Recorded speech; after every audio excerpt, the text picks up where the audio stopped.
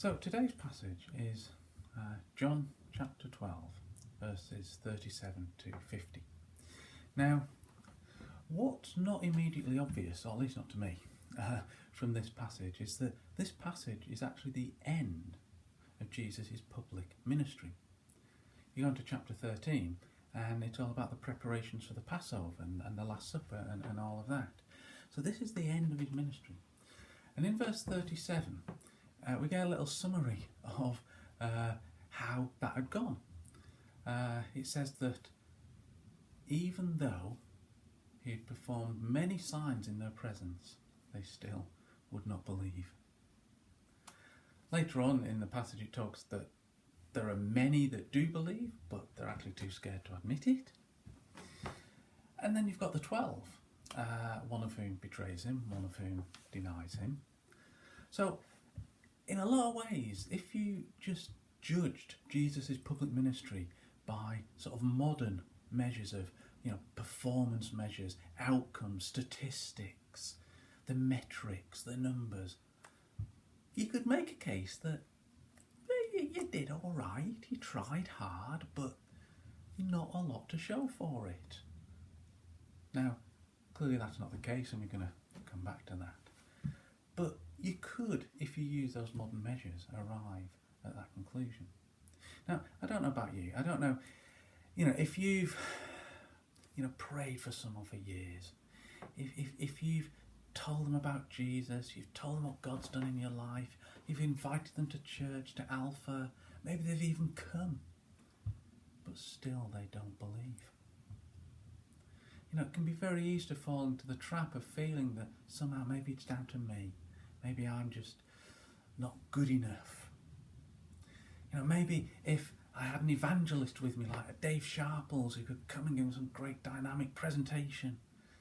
Maybe if someone like Chris Kent could come and pray for them, who could say a miracle.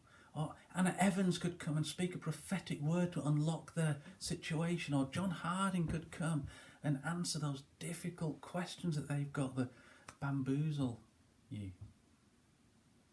But here in this gospel, what we're reading, they had Jesus doing all of this, and still they didn't believe.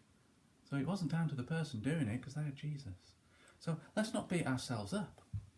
The fact is that unfortunately some people just will not believe. That's a hard truth, but it is true. And in some ways I think there is an encouragement in there for us that it's not always down to us. We just do and say what we can. And actually that's really where we get back to Jesus. And if we're not going to judge his public ministry on the outcomes and performance measures, what did Jesus himself have to say?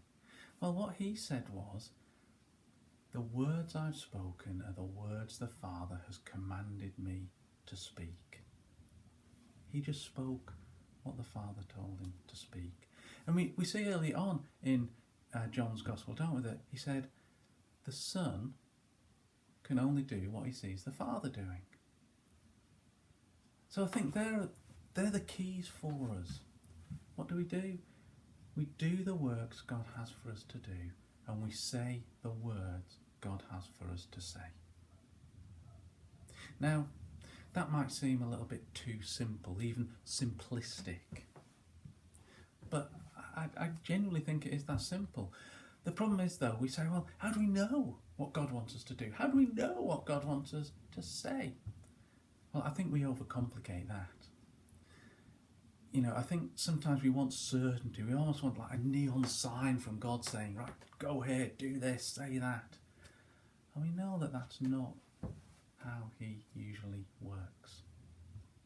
And so what I would say is this, let's not overcomplicate it. If you are seeking God, if you are seeking to follow him, if you're praying and asking God for help and guidance, if you're reading his word to get to know him better, and you are seeking him, then all I'd say is this, in any situation you find yourself in, just do and say what you think is right to say and do. I think that's it. And if you're seeking God and seeking to follow him, then I think just do that, and most of the time you're probably right. Why? Because the Bible says, seek and you will find. So if you're seeking to follow God, guess what? You should find you're following him. Let's not overcomplicate it. And so when it comes to, whether it's sharing our faith or other things, I think it's about doing what seems right to us to do at that time.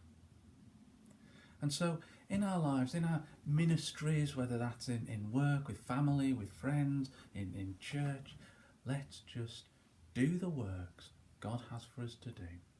Let's say the words God has for us to say.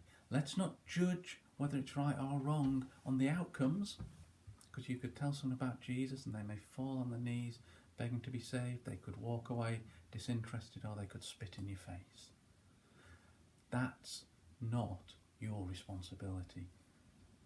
Our responsibility is to do the works God has for us to do, to say the words God has for us to say, and the outcomes, let's leave those to God.